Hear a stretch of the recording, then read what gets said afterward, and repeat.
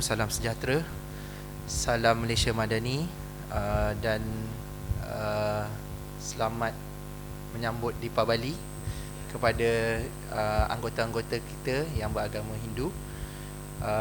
Yang saya muliakan ketua-ketua unit daripada Jabatan Kesihatan Wilayah Persekutuan Kuala Lumpur dan Putrajaya, ketua-ketua profession, pegawai kesihatan daerah, kalau ada pegawai kesihatan epidemiologi, pegawai perubatan, pegawai pergigian, farmasi, jururawat, siapa lagi saya tak sebut, siapa lagi, penolong pegawai perubatan, IK, penolong, PBKP lah, PBKP, dan saya nampak ada abang bomba, pegawai bomba, dan juga hadirin sekalian. Terima kasih kepada penganjur kerana menjemput saya untuk bagi sedikit perkongsian pada awal pagi ni. Saya rasa kita dah terlewat sikit kan, terlewat sikit, patut start jam 9. So saya boleh habis pukul berapa ni? 10? Tak boleh 10. 10 suku? Okey. Okey. So 10 suku lah saya habis, sebab saya rasa saya banyak slide sebenarnya untuk saya nak share, kerana saya rasa penting perubahan iklim ni terhadap sistem kesihatan dan juga kesihatan kita. Sepatutnya slide ni ada banyak tau, ada 100 slide, tapi saya cuba kurangkan jadi 60 lah. Dah tak boleh kurang lagi dah, tak ada diskaun dah. Sebab saya rasa penting untuk kita tahu secara detail lah. Okay, izinkan saya untuk perkenalkan diri saya. Saya Dr. Muhammad Syahrul Abdul Wahid, pakar perubatan kesihatan awam dan juga merupakan Health Impact Assessment, subjek spesialis yang berdaftar di bawah Jabatan Alam Sekitar. Pengalaman saya menguruskan bencana alam ni dah 3 tahun, sejak tahun 2021, termasuk kes di Shah Alam. Dan saya dapat training bolehlah daripada US, Kanada, Singapura, ASEAN, di peringkat kebangsaan dan sebagainya. So saya memang ambil peluang ini untuk share lah pengalaman saya menguruskan bencana alam ini di peringkat ibu pejabat lah, di peringkat nasional. Okey. Okey, ini kandungan pembentangan saya. Saya akan cerita sikit berkenaan dengan perubahan iklim. Lepas tu kesan perubahan iklim terhadap kesihatan dan juga sistem kesihatan. Yang ketiga adalah peranan KKM dalam menghadapi impak perubahan iklim ni. Dan yang terakhir adalah cabaran utama yang kita hadapi lah. Dan fokus saya sebenarnya kepada 3 bencana alam lah yang utama di Malaysia. Kita ada banyak lagi impak perubahan iklim, tapi fokus kita di Malaysia adalah 3, iaitu banjir, yang kedua adalah cuaca panas, dan yang ketiga adalah jerbu. 3 je. Sebab kita tak cover untuk typhoon, hurricane, ribut, taufan, semua saya tak cover secara spesifik, tapi basic prinsipalnya adalah lebih kurang sama. Okey, secara pengenalan dia, okey, yang patut bagi tahu pasal perubahan iklim ni bukan saya lah, patutnya daripada Jabatan Meteorologi, sebab mereka lebih arif berkenaan dengan perubahan iklim. In fact, mereka memang ada pusat iklim nasional, mereka ada bahagian sains atmosfera yang mengkaji berkenaan dengan perubahan iklim. Tapi secara ringkasnya, perubahan iklim ni is real. Ada orang kata masih kata adalah penipuan kan, konspirasi dan sebagainya, tapi sebenarnya dia adalah benar berdasarkan bukti-bukti evidence saintifik yang ada sebelum ni. So basically perubahan iklim ni dia berpunca daripada peningkatan gas rumah hijau. So gas rumah hijau yang ada inilah carbon dioxide, methane, nitrogen oksida, hydrofluorokarbon, perfluorokarbon, sulfur hexafluoride, nitrogen trifluoride, dan banyak lagi lah. So apa yang gas ni buat terhadap alam semesta kita ataupun alam sekitar kita? Gas ni sebenarnya dia memerangkap haba. So maksudnya haba yang datang daripada matahari, dia sampai ke bumi. Bila dia sampai ke permukaan atmosfera kita, sebenarnya gas ni akan menyerap haba tu. So bila dia menyerap haba, dia akan menyebabkan suhu permukaan di bumi ni bertambah tinggi lah. Dan perkara kedua yang kita tak nak, yang kita takut sekali pasal gas ni, sebenarnya dia stay lama dalam apa? dalam udara kita. So bila dia stay lama, susahlah dia nak hilang daripada udara tu. Dan cara yang terbaik adalah kita perangkap gas-gas ni melalui kita punya mitigasi lah.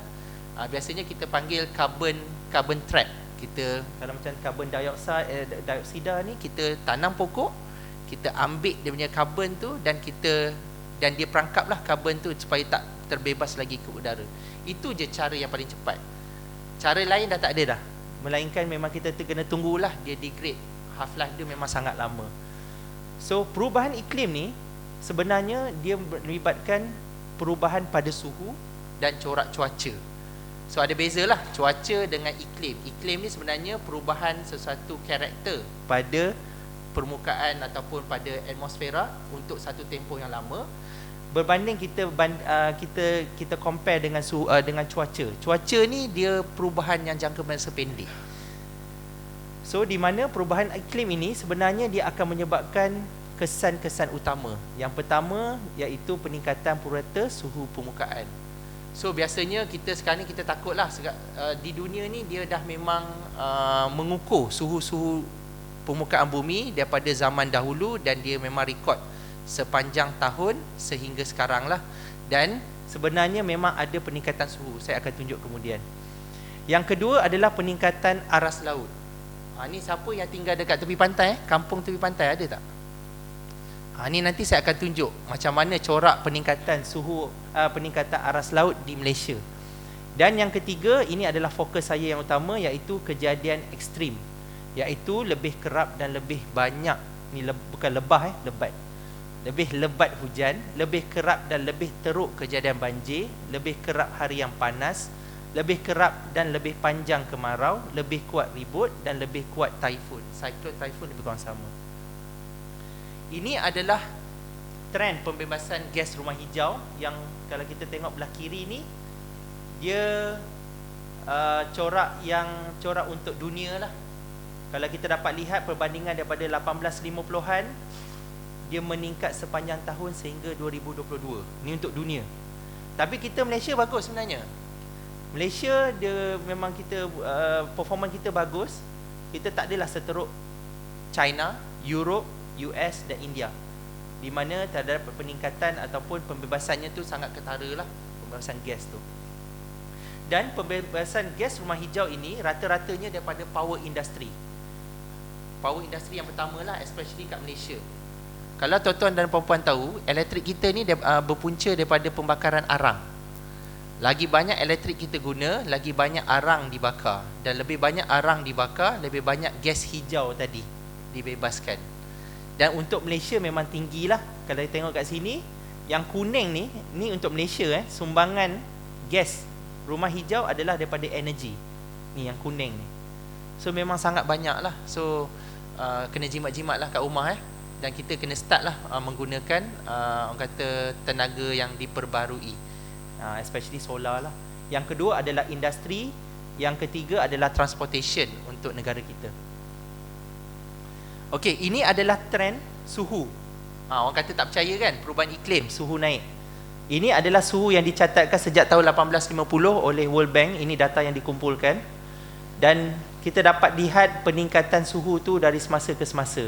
Dan bila kita lihat perbandingannya, sebenarnya dia buat perbandingan suhu ni dengan 1960-an, 1960 hingga 1990, di mana peningkatan tu memang ketara lah. Dan average kenaikan adalah dalam 0.5 hingga 0.6 degree Celsius untuk suhu dunia. Dan performance untuk Malaysia, kalau dapat lihat dekat sini, sebenarnya suhu kita menaik. Sebab itu zaman dulu memang sejuk kan. Kalau siapa ingat lagi kan, kita yang umur, saya geng 80-an lah.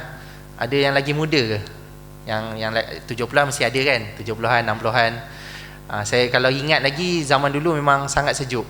Pergi mana-mana sejuk je. Tapi sekarang semua tak tahan. Masuk rumah pasang aircon kan. Sekarang mana-mana tempat panas, termasuk Cameron Highland, tempat-tempat tinggi pun dah start panas.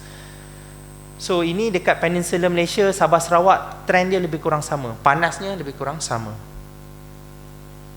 Ini yang menarik berkenaan dengan peningkatan aras laut. Sebenarnya peningkatan aras laut ni untuk Malaysia direkodkan oleh NAHRIM. NAHRIM ni dia memang, NAHRIM ni stand for National Hydrology Research Institute for Malaysia.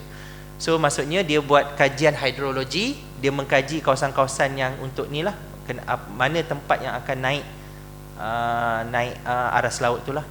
Kalau kita lihat dekat sini, belah kanan saya ni, secara umumnya average annual sea level rise untuk Peninsula Malaysia kenaikannya adalah 3.2 mm sepanjang tahun, satu tahun.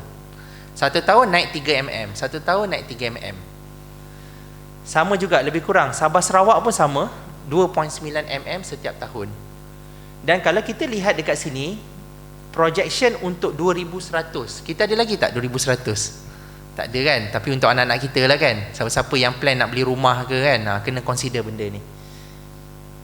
Kalau tengok kat sini, average-nya untuk Malaysia, kenaikan aras laut pada 2100 lebih kurang 0.7 meter.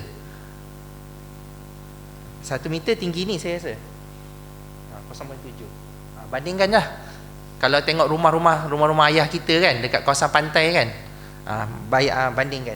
Inilah 2100. So maksudnya waktu tu memang kalau kawasan tu kita tak buat apa-apa, dia akan tenggelam. Dia sebenarnya memang ada peta lah. Ni peta yang saya nampak ni tak berapa lengkap sangat lah, tapi kita nak tunjuk di sepanjang pesisir pantai Semenanjung Malaysia dan juga pesisir pantai Sabah dan Sarawak, semuanya akan naik aras laut tu. So kita akan makin tenggelam lah. Tapi kita punya performance sangat bagus, sebab kenaikan aras laut untuk Malaysia sebenarnya kurang daripada purata dunia. So maksudnya dunia punya kenaikan aras laut lagi tinggi berbanding Malaysia. So Malaysia okey lagi lah. Mungkin tempat kita yang strategik kan. Ini adalah projection untuk cuaca panas yang warna kuning ni. So siapa-siapa yang duduk dekat kawasan Kedah, kawasan pantai barat lah, dia akan lebih panas daripada biasa. So siapa nak pencing kat sini kena ready lah. Panas ni nanti. Ni dalam 50 tahun sama juga siapa yang duduk Sabah, dekat kawasan pantai timur Sabah, dia akan panas lebih. Saya rasa sini kawasan mana, Sandakan Sandakan mana atas ni kawasan mana tu ni? Bawah ni adalah apa tu, Lahad Datu kan. So kawasan-kawasan panas ni. Dan kalau kita lihat pada Rain Variability Index, untuk lihat kawasan mana yang paling wet, kawasan paling basah, adalah kawasan Sarawak. Siapa sini orang Sarawak? Ada? Orang Sarawak lah. So nanti hati-hati duduk Kuching. Kawasan ni banyak hujan, banyak ni, dan kawasan apa tu, kawasan dinaiki air. So kita kena berhati-hati lah dekat sini. Kawasan Semenanjung Malaysia quite good, okay, tak ada masalah. Cuma kawasan Sarawak ni, dia punya tu ekstrim sangat, dia punya kawasan hujan dia. Okey, macam tadi saya cakap, disebabkan perubahan iklim, hujan makin banyak, hujan makin lebat kan. So ini evidence dia daripada Jabatan Perairan dan Saliran. Kalau kita lihat dekat sini, daripada 5 tahun ke belakang, jumlah hujan yang direkodkan untuk tahun 2020 adalah sebanyak 869, dan dia konsisten melebihi daripada 800 kejadian. Dan untuk tahun ini, pada bulan September sahaja, kita dah ada 900 dah. Ni kita belum tengok lagi yang monsun timur laut ni yang akan mula besok kan.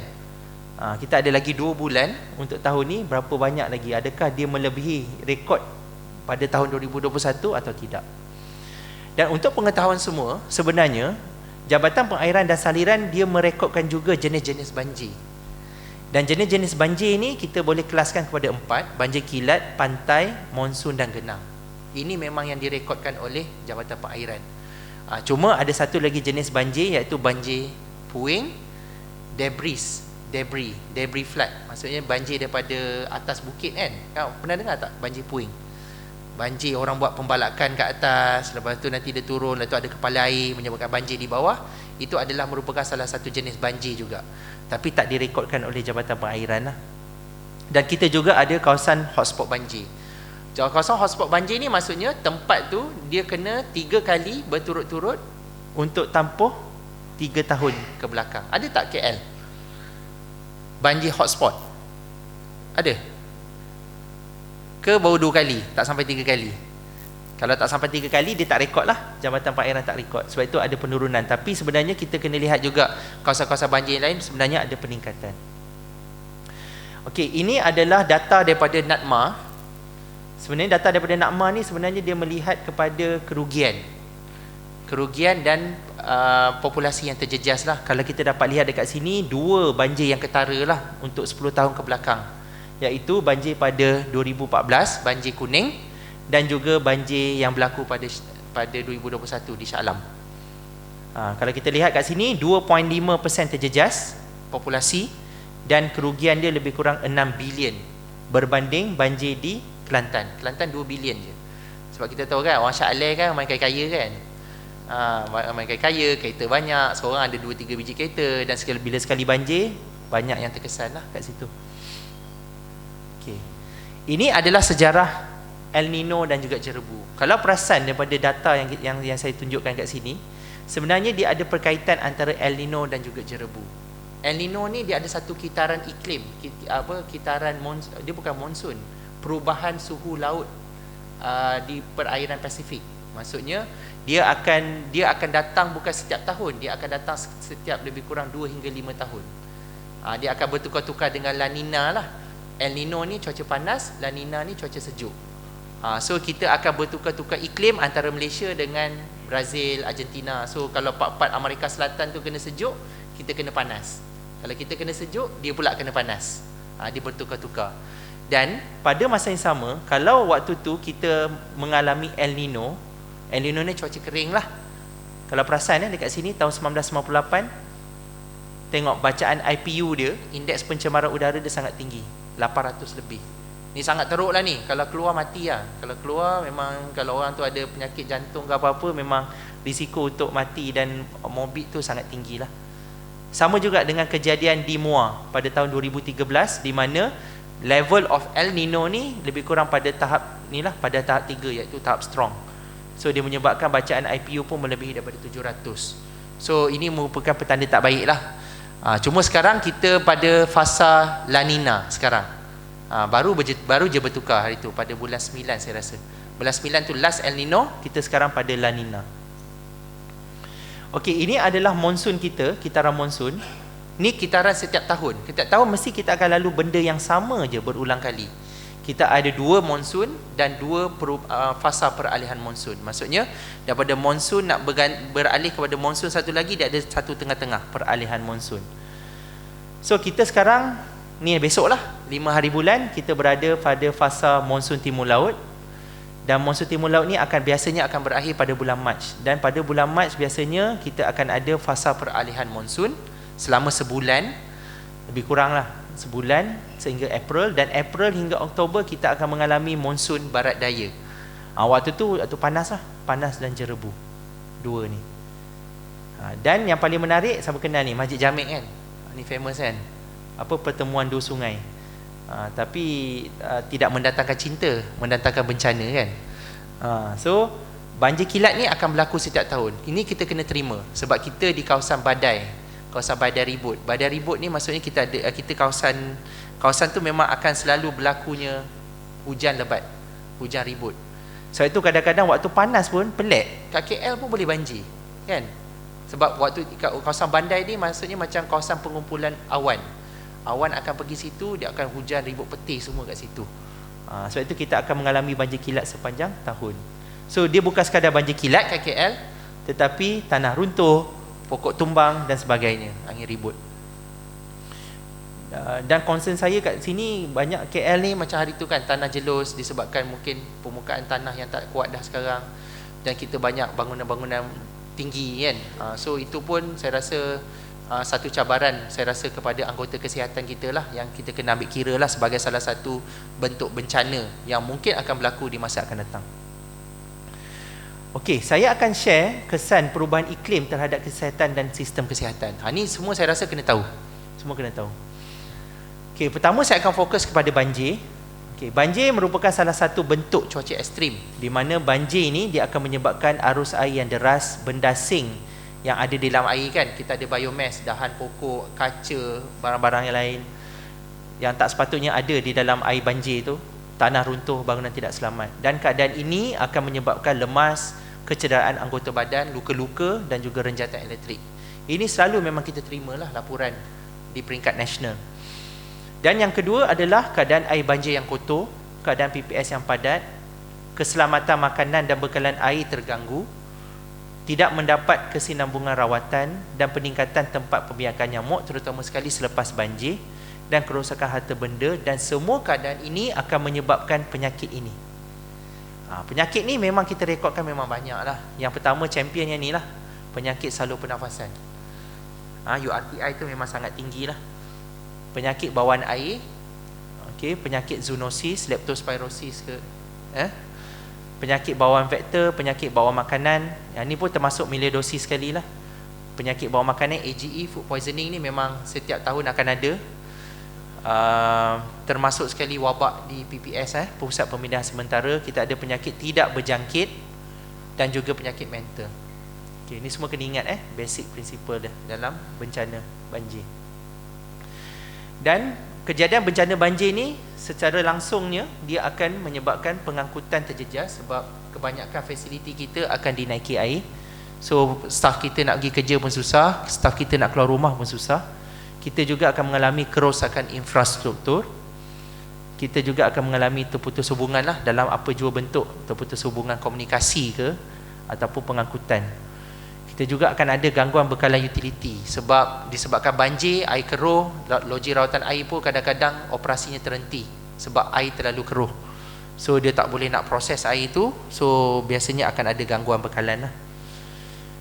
Lepas tu kita ada gangguan bekalan ubat, vaksin, peralatan, perubatan PPE. Ni anggota di klinik kena ambil maklum gangguan bekalan ubat dan juga anggota kita sendiri yang akan terjejas banjir. Sebab ada je kan yang nanti saya jelaskan macam mana anggota terjejas tu. Okey, ini pula berkaitan dengan cuaca panas dan jerebu. Biasa kita cerita cuaca panas dan jerebu ni cuaca panas kan? Cuaca panas. Tapi kita jangan lupa juga berkenaan dengan kemarau dan kekurangan air bersih, di mana keadaan ini akan menyebabkan penyakit bawaan air dan makanan ni semakin tinggilah, dan juga penyakit demam denggi. Okey, cuaca panas ni sebenarnya kita pantau di peringkat nasional tiga jenis je, tak banyak. Heat cramp, heat exhaustion dan heat stroke. Manakala jerebu kita pantau 3 jenis penyakit juga. Conjunctivitis, URTI dan asma. 3 je yang kena hantar di peringkat nasional.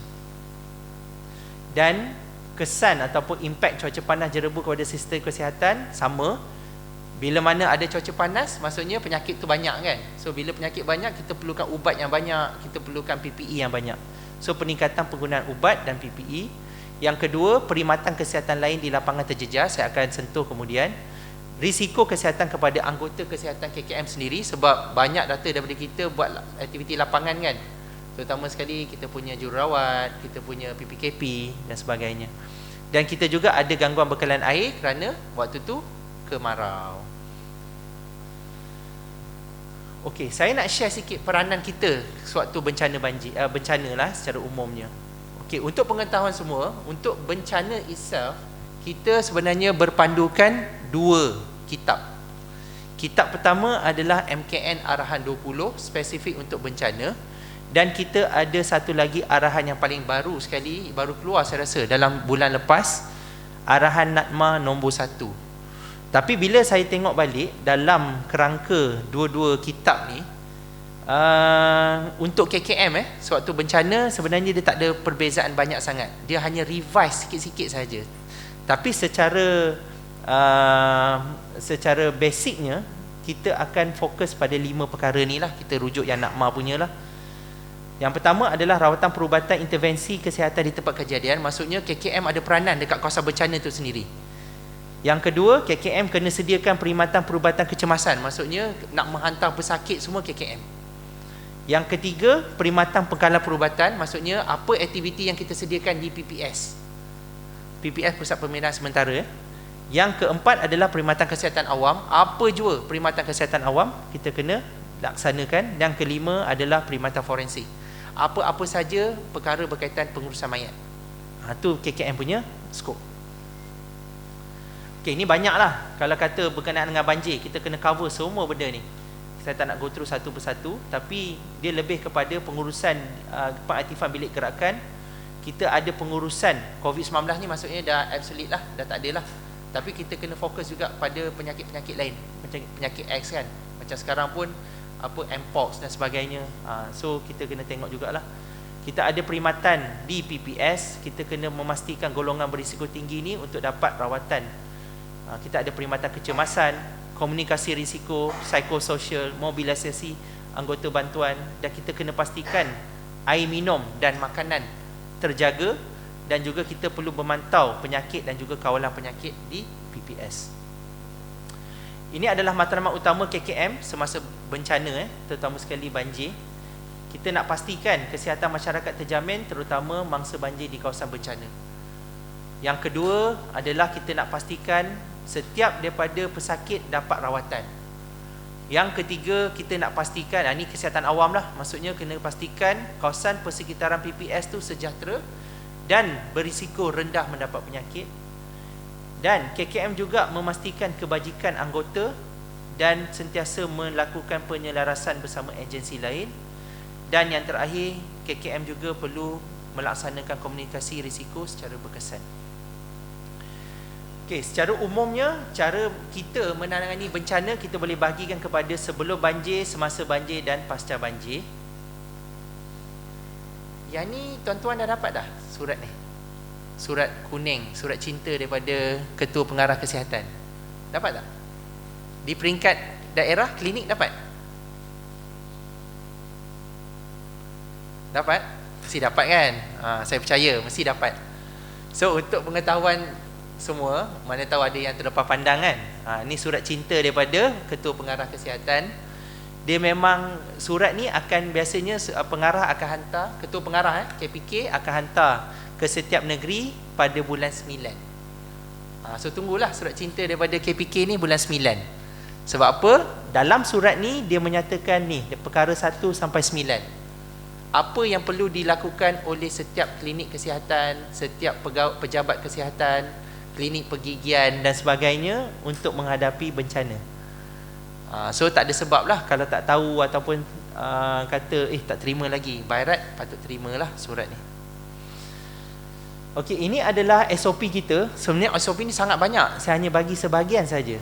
Okey, sebab setiap pengurusan kesihatan tu dia berbeza-beza. Contohnya macam pengurusan farmasi. Siapa farmasi kat sini? Ada tak farmasi? Angkat tangan farmasi. Dijemput kan farmasi? Ada kan? So farmasi contoh, kita ada pelan pengurusan krisis dan bencana perkhidmatan farmasi 2016. Semua perkara berkenaan pengurusan ubat semasa bencana ada dalam kitab ni. Pegawai sains pemakanan ke nutrition ada tak kat sini? Makanan. So dia ada panduan keselamatan makanan dalam menghadapi bencana alam. So kalau ada apa tu? Kejadian keracunan makanan, food poisoning, AGE, maksudnya tak ada sebab lah kalau kata dia berpunca daripada penyediaan makanan. Tapi so far yang saya terima, untuk kes-kes wabak ataupun kes-kes keracunan makanan biasanya disebabkan oleh tindakan penghuni itu sendiri. Maksudnya dia makan makanan tu yang dah 10 jam, daripada pagi, mihun pagi baru makan pukul 10 malam. Lepas tu makanan tu pula diletak atas lantai. Tu memang semua adalah etika yang tidak baik lah oleh penghuni lah, tapi bukan daripada KKM. Saya rasa semualah daripada penghuni, bukan daripada KKM. Kita ada garis panduan mass catering. Maksudnya ada juga kadang-kadang YB ataupun ketua di tempat tu dia request untuk buat gotong royong kan, penyediaan makanan kan. Dia nak, saya kata saya tak nak catering, saya nak gotong royong. So kita ada garis panduan mass catering 2011, dibaca bersekali dengan panduan keselamatan makanan 2023. Okey, so kita ada juga pengurusan bencana peringkat Kementerian Kesihatan Malaysia yang dikeluarkan baru sahaja bulan lepas 2024, dibaca bersama dengan Rapid Assessment Team dan juga Rapid Response Team. Ni semua pejabat kesihatan daerah pun mungkin kena ada lah benda ni. Saya rasa dah ada orang kata hebahan lah ataupun edaran kitab-kitab yang ada ni. Okey, untuk pengetahuan semua, setiap daripada PTJ perlu ada pelan tindakan. Hari tu kita dah buat audit tahun lepas Dr. Ms. Riza. JKWPKL dah ada dah pelan tindakan. Lepas tu ada juga beberapa fasiliti yang kita lawat pun dah ada pelan tindakan. Kat sini ada lagi tak fasiliti yang tak ada lagi pelan tindakan? Pejabat kesihatan yang lain-lain ke? So mereka perlu ada lah pelan tindakan ya. So basically negeri akan buat pelan tindakan yang umum. So daerah akan buat berdasarkan negeri punya pelan tindakan, dan klinik-klinik akan adopt juga daripada pejabat kesihatan masing-masing. Okey, ini saya nak share projek mitigasi banjir yang telah dilakukan di peringkat KKM. So orang kata biasanya untuk bencana ni kita kena buat something dulu untuk prevent daripada impact tu lebih tinggi. So apa yang telah dilakukan oleh KKM adalah, yang pertama, kita dah buat dah projek tempatan banjir di Kelantan, di hospital ni lah, hospital HPAZ 2 di Kota Baru, di mana kita akan letak, bila dah dia kata air dah naik kan, sebelum dia dah naik habis tu, kita dah pasang dah pagar ni. So kita pasang pagar ni, so air dekat luar tu tinggi lah, tapi air dalam hospital tak ada. So dia memang, kita memang kepung lah hospital tu supaya tak dinaiki air. Tapi pada peringkat awal tu sebenarnya pagar ni dah sukses lah, dah berjaya. Tapi air tu masuk daripada pagar tepi. So pagar tepi tu masih ada lagi yang belum dinaik taraf. So dia orang naik taraf ni semua pagar ni. So semua dinaikkan batu. So no point lah kita tutup kat sini tapi pagar yang sebelum ni boleh dimasuki air. So sekarang dia dah naikkan batu. So ini merupakan salah satu orang kata projek berjaya lah untuk mitigasi banjir. Yang kedua adalah modifikasi pada fasiliti kesihatan. Ni adalah salah satu klinik kesihatan yang saya ambil daripada, yang kita ambil gambar ni dekat Pahang. So ni klinik kesihatan baru sebenarnya. Walaupun baru, dia buat di tapak, saya rasa tapak yang lama, banjir juga. Tapi apa yang dia buat adalah dia modify. Maksudnya dia naikkan. So maksudnya dekat aras pertama ni dia tinggi lah. Dia ada tiang, lepas tu dia ada apa ni, kawasan naik ni kan, orang boleh naik kat sini. Lepas tu ada lagi bilik-bilik dekat atas lah. Walaupun dinaiki banjir, tapi okey, masih boleh berfungsi lah. Okey, ini adalah klinik desa di Pahang juga. Ini di Terengganu, di mana kalau perasan, kalau nampak kat dalam ni sebenarnya air tau. Kan klinik desa dulu tinggi. Lepas tu antara klinik desa dengan jalan raya tu, dia ada kawasan kawasan yard dia kan. Kawasan yard dia tu banjir tau sebenarnya. Tapi apa yang menariknya, dia buat jejantas ni daripada klinik desa sampai jalan utama. Panjang lah dia buat sampai jalan utama. So maksudnya, walaupun persekitaran dia banjir, tetapi dia punya pesakit tu masih daripada jalan besar tu naik titi ni sampai ke klinik desa, dapatkan rawatan seperti biasa. So ini adalah modifikasi lah pada fasiliti kesihatan. Yang ini untuk hospital. Untuk hospital biasanya, kalau tuan-tuan perasan, untuk lift sebenarnya dia ada lagi kawasan bawah kan. Kan kita ingat dia paling bawah, rupanya dia ada lagi bawah. Dia letak mesin semua bawah tu lah untuk menaikkan lift. Tapi pada waktu banjir, kawasan tu kena banjir dulu. Air kan, air daripada darat kat sini dia akan masuk. So apa terjadi adalah mesin semua peralatan kat sini rosak. So apa teknologi baru yang bahagian perkhidmatan kejuruteraan KKM buat adalah lift ni hidrolik, semua mesin-mesin dia semua kat atas. So kalau air masuk pun no problem. Tak ada kerosakan ataupun tak adalah maksudnya gangguan pada perkhidmatan. Yang ni biasalah, saya rasa mana-mana tempat klinik fasiliti yang memang sentiasa kena banjir, aset-aset TNB, powerhouse dia semua akan kita naikkan. Ini skala kecil lah, dia naikkan tembok kecil je. Tapi kalau perasan kat sini, rumah dia besar kan, lepas tu dia naikkan tiang. So kawasan sekeliling ni banjir. Ini sebenarnya dalam compound compound facility juga. So dia ada banjir sekitar, tapi powerhouse dia terselamat. Dan ini adalah salah satu inisiatif daripada KSU, Ketua Setiausaha KKM. Dia ada buat projek mendalangkan parit. So kita berdalangkanlah parit-parit dekat kawasan fasiliti kesihatan. Ini antara inisiatif yang dilaksanakan oleh KKM. Ini adalah kesiapsiagaan anggota. Untuk pengetahuan semua, kita ada banyak latihan di peringkat klinik, di peringkat daerah, di peringkat negeri. In fact di peringkat ASEAN pun kita buat simulasi banjir juga. So banyaklah kesiapsiagaan di kalangan anggota. Kita ada juga dashboard MyCPRC di mana setiap PTJ kena bagi maklumat berkenaan dengan sumber. So dalam dashboard MyCPRC ni kita ada banyak maklumat berkenaan dengan sumber. Kita boleh tahu sumber genset, kita ada DFIP, kita ada banyak troli, semua peralatan-peralatan perubatan semua ada dalam dashboard ni. Kita boleh tahu berapa banyak bilangan pakar yang sedia ada dalam sesuatu tempat di sesuatu daerah. So kita boleh tahu fasiliti berisiko banjir pun kita boleh tahu. So sangat bermanfaat lah. Dan benda ni saya rasa boleh diakses di peringkat negeri sahaja. Daerah saya tak sure boleh akses kata. Biasanya di negeri dan juga di peringkat nasional lah boleh tahu benda ni. Sebab ini adalah untuk kegunaan mobilisasi. Maksudnya bila KL kena, kita boleh cek mana sekitar dia yang boleh memberi bantuan lah kepada KL. Ini adalah bahan pendidikan. Saya rasa semua dah sedia maklum lah. Kita ada info sihat daripada KKM. Okey, tadi untuk banjir. Dan sekarang peranan KKM dalam menghadapi cuaca panas dan jerebu. Yang pertama, saya ingin sentuh berkenaan dengan strategi utama, iaitu memperkukuhkan surveillance penyakit, iaitu penyakit cuaca panas, penyakit jerebu dan juga penyakit lain yang saya sebutkan sebelum ni. Yang kedua adalah melindungi golongan berisiko tinggi. Kita ada banyak juga berisiko tinggi, terutama penyakit asma, penyakit kronik paru-paru, jantung dan sebagainya. Kita juga mempertingkatkan kesiapsiagaan dan respons sistem perkhidmatan kesihatan awam bagi menghadapi cuaca panas dan memperkasakan komuniti lah, samalah melalui komunikasi risiko yang berkesan dan berterusan. Okey, soalan yang kedua.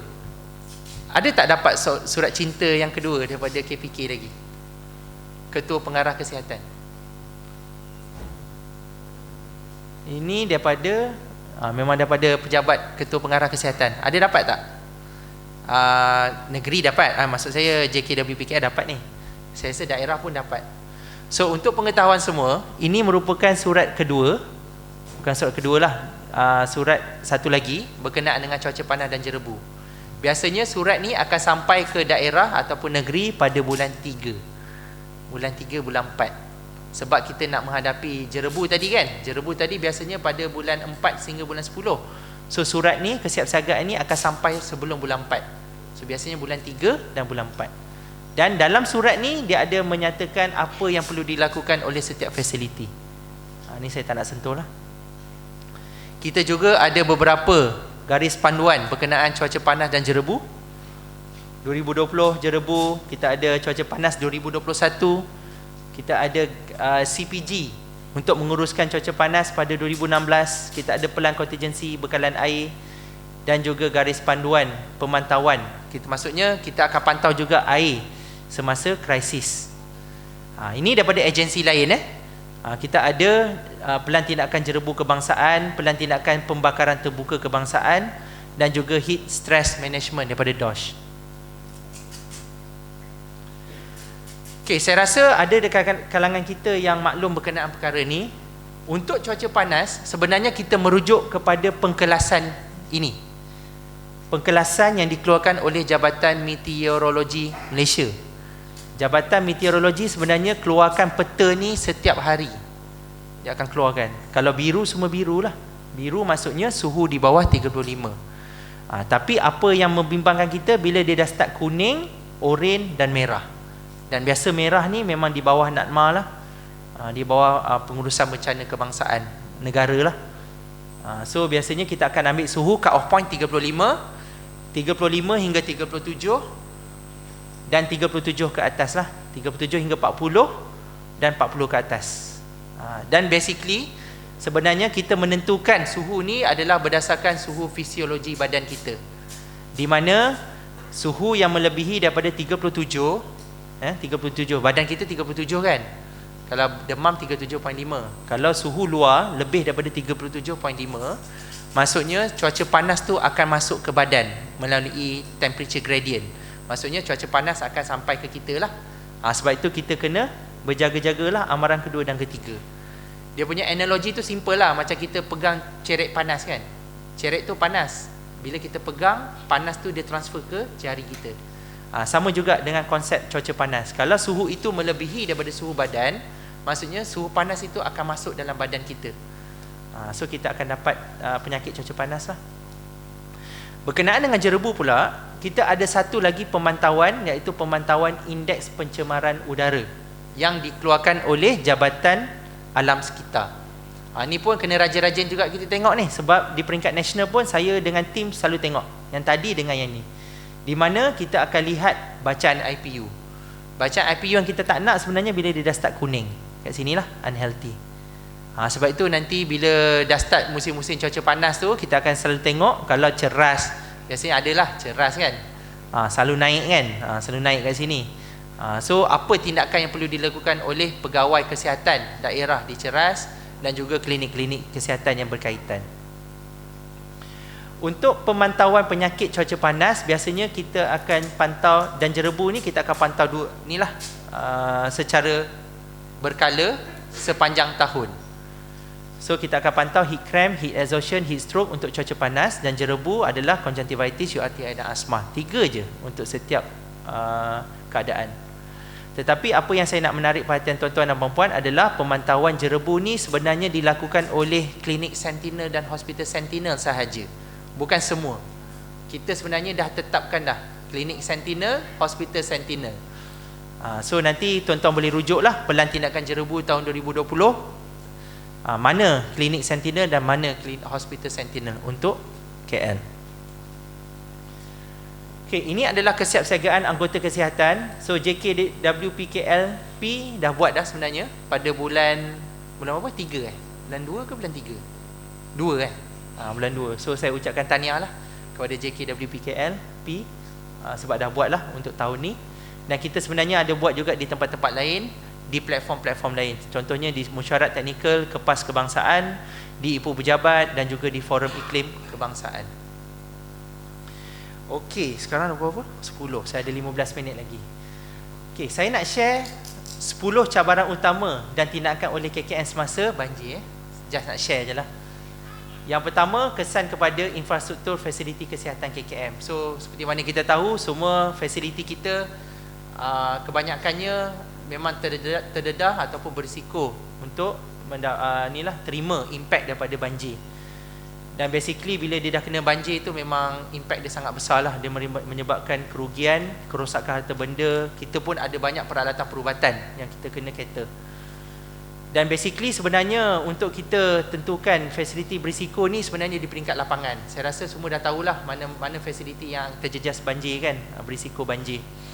Dan sebenarnya untuk klinik-klinik baru, fasiliti kesihatan yang baru, sebenarnya kita pun ada juga kriteria untuk buat klinik baru tu. Salah satu kriteria adalah dia mesti bebas banjir.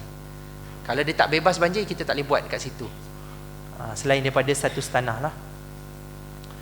Okey, ini yang saya dan tim plotkan untuk banjir 2022 dan 2023. Kita dapat lihat trend dia lah.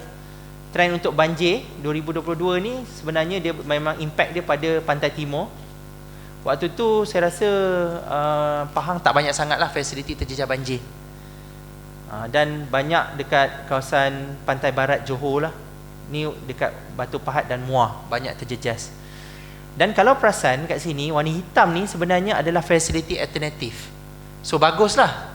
Maksudnya bila fasiliti tu terjejas banjir, dia dah identify dah fasiliti berisiko alternatif yang boleh cater operasi. So prinsip sekarang ni adalah bila mana fasiliti tu terjejas banjir, kita tak boleh tutup operasi.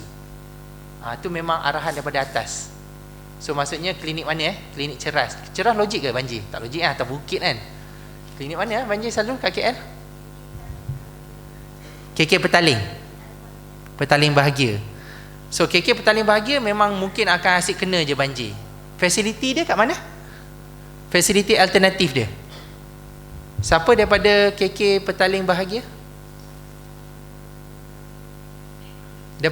Fasiliti alternatif kat mana? Bagus. Ini yang kita nak. So tahniahlah kepada KK Petaling Bahagia kan. So maksudnya anggotanya maklum berkenaan perkara ni. So prinsipnya adalah bila fasiliti terjejas banjir, dia tak boleh tutup operasi. Dia kena pindahkan operasi tu ke tempat lain.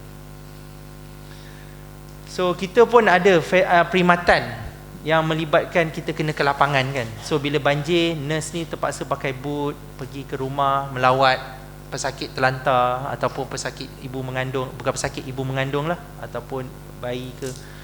So perkhidmatan pun akan terjejas. So untuk perkhidmatan kesihatan KKM ketika banjir, biasanya dia punya core businessnya ada dua tempat.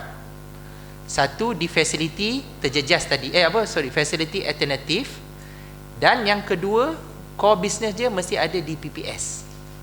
Dua ni mesti ada. Kalau dua ni tak ada, memang something wrong. Okay, so maksudnya kalau dua ni terkesan, kita akan minta bantuan klinik Medan ataupun hospital Medan untuk bantu. Kesan banjir terhadap sistem pengangkutan, kita tak nafikan. Banyak kita punya nurse kan sangat committed pergi kerja kan, dengan berpakaian putih lagi. Tengok full kasut. So kita ucapkan tahniah lah, kita bagi tepukan sikit pada jurawat kita. Termasuk jugalah kepada MA, doktor-doktor kita kan, yang ni sebenarnya saya ambil gambar yang terbaik lah. Ada je yang tak, yang pakai slipper kan, so saya ambil yang ni kan, sebab kita ada kementerian lain, kita ada ni, saya tunjuk yang gambar terbaik lah. So kita mereka naik lori, kenderaan berat, even mereka pun ada naik pengangkutan air juga kan, ada juga tumpang sekali dengan pesakit kan, naik pengangkutan udara. Dan kita guna juga, maksudnya kita patut berterima kasih kepada Jabatan Bomba Penyelamat kerana maksudnya pinjamkan kenderaan APNM dan sebagainya untuk kita hantar pesakit dan juga anggota kita. Okey, ini adalah kesan terhadap bekalan utility. Untuk pengetahuan semua, kita ada pelan kontingensi elektrik dan kita ada pelan kontingensi pengurusan air. So kita boleh rujuklah pada dua-dua ni. Maksudnya bila dalam keadaan tak ada elektrik tu, kita kena sediakan genset lah. Saya rasa setiap fasiliti ada genset masing-masing. Genset ada, minyak ada pun tak guna kan. So kena ada minyak jugalah. Kena pastikan minyak sentiasa mencukupi.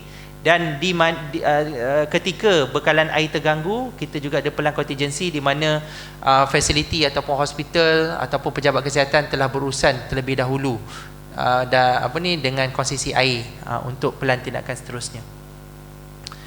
Kita juga ada kesan terhadap sistem komunikasi. Ini tak dinafikan. Memang kalau melibatkan kawasan-kawasan ceruk, kawasan-kawasan remote, komunikasi itu akan terganggu lah.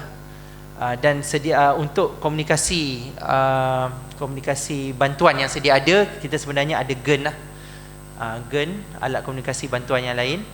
Tetapi saya suka untuk bangkitkan way forward kita. Adakah kita perlu menggunakan Starlink lah.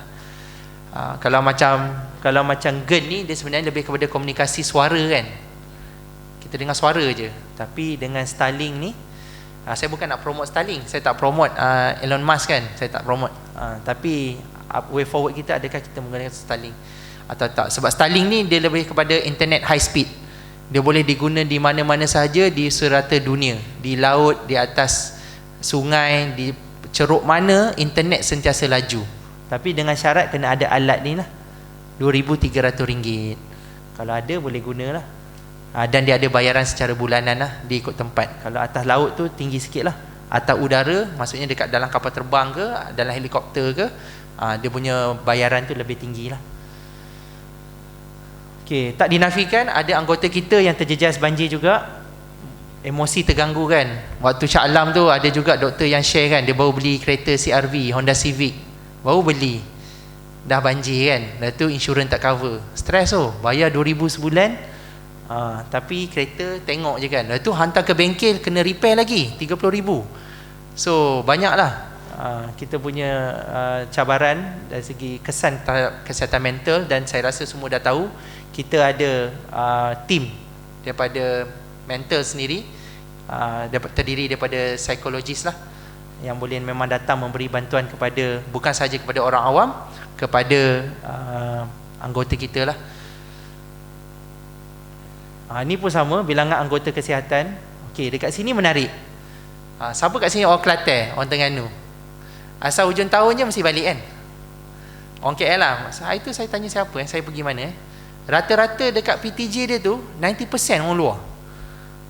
So bila orang luar ni, maksudnya contoh macam orang KL kan, bukan semua orang KL ni. Ada geng macam saya ni, orang Johor, orang Negeri Sembilan kan. So bila banjir je, diorang akan balik ke tempat asal. Lepas tu tersekat. Bos, banjir lah sini, saya tak boleh balik lah. So apa kita nak buat? Takkan nak bagi dia cuti je kan? Kena kerja.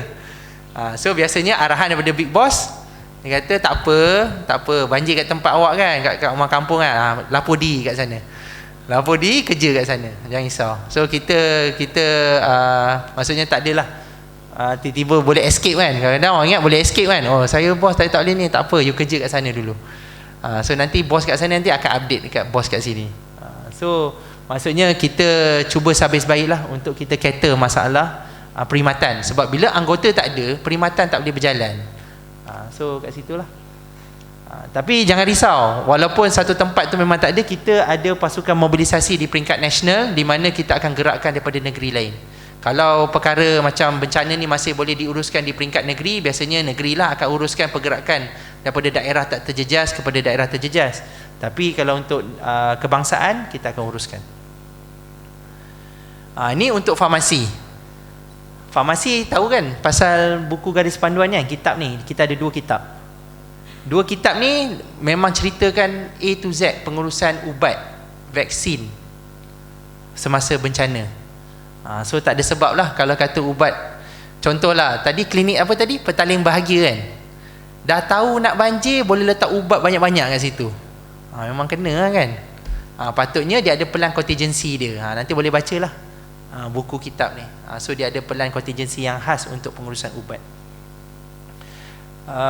Dan juga rawatan hemodialisis lah. Maksudnya pesakit hemodialisis pun kita tak boleh lupa. Kita kena kesan, identify, dan kita kena kenal pasti tempat hemodialisis. Sebab apa yang berlaku dekat Shah Alam bandar, dan kebanyakan kawasan bandar ni dia ada banyak kawasan hemodialisis yang memberi rawatan kepada pesakit. Dan hemodialisis tu sendiri terjejas banjir. Macam mana? Agak susah kan? So kena fikir macam mana kita nak selesaikan perkara tersebut. Okay, ini adalah kesedaran kesihatan. Ini standard lah. Biasanya pasukan promosi kita akan pergi tampal semua poster, banting, banner, dan itu bagi risalah pendidikan kesihatan ni kepada semua mangsa-mangsa yang ada lah. Tidak terhad dekat sini, kita juga bagi juga pendidikan kesihatan melalui platform-platform media yang lain. Okey, cabaran yang terakhir adalah peningkatan penyakit berjangkit pasca banjir. Okey, terutama sekali leptospirosis. Pernah dapat tak surat cinta daripada pengarah kesihatan PKP? Ketua pengarah kesihatan KPK. Pernah dapat tak? Ini pelaksanaannya di peringkat klinik. So klinik kena ada surat cinta ni. So surat perkeliling ni dikeluarkan oleh Ketua Pengarah Kesihatan pada Disember 2021 berkenaan dengan pengurusan kes leptospirosis semasa dan selepas banjir. Dan perkara utama yang dititik beratkan dalam surat ni adalah pengurusan profilaksis dan juga preemptif. Profilaksis maksudnya sebelum orang tu masuk kan, pergi ke tempat berisiko, kita bagi dia ubat. Dan preemptive treatment maksudnya dia dah pergi kawasan tu, dia develop demam, kita akan treat dia sebagai leptospirosis until proven otherwise. So surat ni mesti ada di klinik. Kalau saya buat audit ni tak ada, memang tak adalah markah untuk audit. Okey, ni yang terakhir. Saya ada lagi 5 minit.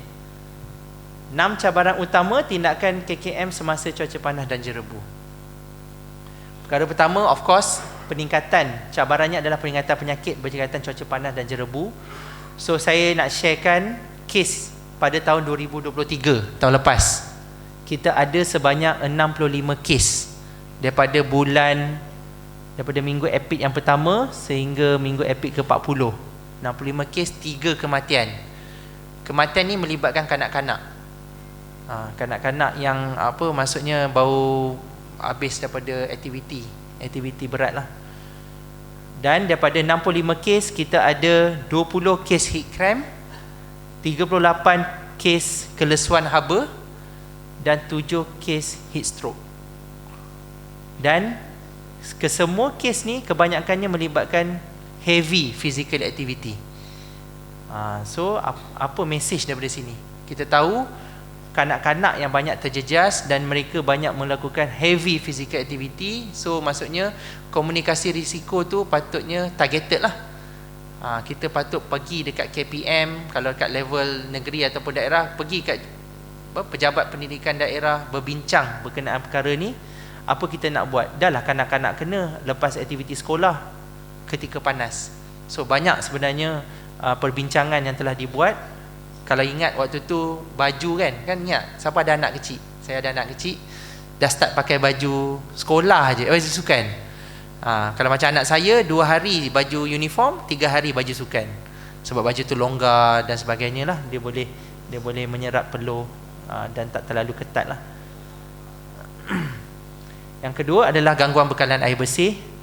So maksudnya ketika cuaca panas, kita akan mengalami kemarau dan tak ada air. So bila tak ada air, sebenarnya kita ada pelang contingency di mana kita akan aktifkan lah. Ni patutnya setiap klinik dan setiap hospital patut ada. Dia tak ada excuse, kena ada. Sebab kalau tak ada air, macam kita nak bagi rawatan kan, especially kat hospital, hemodialisis, prosedur major prosedur, operation dan sebagainya. Dan juga pemantauan tu kita juga buat untuk masyarakat yang mendapat bekalan air daripada GFS, tube well dan lain-lain punca. Keadaan panas di dalam fasiliti kesihatan KKM. Ingat tak waktu COVID dulu? Dah lah kita paksa dia datang kan, untuk for whatever reason lah, untuk vaksin lah, lepas tu kita paksa dia untuk apa lagi, buat test lah apa benda, beratur panjang. Ni gambar sebenar, beratur panjang ni ketika cuaca panas. Lepas tu kalau perasan, kita punya fever counter kan, fever center bukan kat dalam kan, selalu kat luar. Dan kat luar beratap zinc. Semua staff-staff kat situ dianak tirikan kan, kesian duduk kat sana kan, dah duduk bawah panas, tak ada kipas pun kena tunggu YB bagi kan. Lepas tu kena pakai pula, nanti saya tunjuk suit-suit yang khas yang kita kena pakai. Ini selamat saya tak show ni kat mana ni. Kita dapatlah bantuan kipas-kipas kan, supaya bila panas, yang paling penting pengedaran udara tu lah. Lagi banyak udara bergerak, lagi banyaklah haba dikeluarkan daripada badan kita. Kalau yang bagus ni lah, dapat aircon portable ni. Kalau ini dapat ni je lah. Right? So cabaran keempat adalah keadaan panas dan tidak selesa kepada anggota. Saya tak tahulah, waktu panas pun dia suruh berkumpul kan. Ada buat tak waktu ni? Waktu panas rokol kat sini. Mungkin ada lah kan. Tapi kalau waktu panas, waktu gelombang haba tu, janganlah kumpul kat sini kan. Sian orang kat sini. Sampai terbaring kan. Kelesuan, keletihan. Dan juga bila mana dia bertugas kat situ dalam tempoh yang panjang kan. So kita ada beberapa tindakan lah untuk anggota kesihatan kita. Okey. Semasa berlakunya cuaca panas dan jerebu, kualiti udara tak berapa bagus. So maksudnya waktu tu IPU memang tidak sihat, PM2.5, PM10 memang sangat tinggi. Dan dia memang secara tidak langsung memberi kesan lah kepada kesihatan kita. Tetapi pada masa yang sama, kita ada aktiviti luar kan, especially melibatkan IK kan. IK ada aktiviti ni kawalan denggi. So bila kita buat aktiviti semasa jerebu, risiko tu ada pada anggota kesihatan. Dan dalam Pelan Tindakan Jerebu 2020, sebenarnya kita dah selitkan garis panduan melaksanakan aktiviti kawalan denggi semasa jerebu. Kat dalam tu kita ceritakan apa yang kita patut buat berdasarkan bacaan IPU. Dia bukan suka-suka je tau. So nanti mungkin ketua-ketua profession, pegawai kesihatan, pegawai EPID kena ambil maklum. Dia jangan IPU dah 300 masih suruh lagi buat fogging kan. Tu dah tak betul dah tu. So dia ada berdasarkan bacaan IPU. So dia ada nak ganti dengan aktiviti apa ketika jerebu. Dan pada waktu panas pun sama. Kalau waktu panas, kita kena tengok ni, menangguhkan aktiviti lapangan kalau ada amaran gelombang haba yang tadi, peringkat oranye, peringkat merah. Jangan peringkat oranye dan peringkat merah masih arahkan lagi staff-staff kita buat kerja kat luar kan. So benda tu tak betul, tak bagus untuk kesihatan anggota kita. Dan yang terakhir adalah kesedaran lah, sama.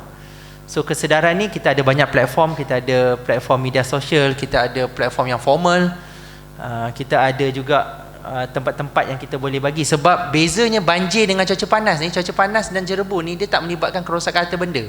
So dia tak ada PPS tu, pusat pemindahan sementara, dia tak ada.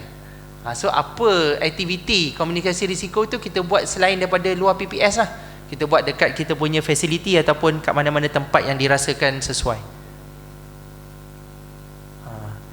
Ini selain daripada yang tadi tu, kita juga ada jugalah, saya rasa kat sini Dr. Miss Liza pun dah famous lah, dah selalu masuk radio kan, masuk radio, masuk TV. So kat sini siapa-siapa yang nak masuk TV bolehlah, Roger saja.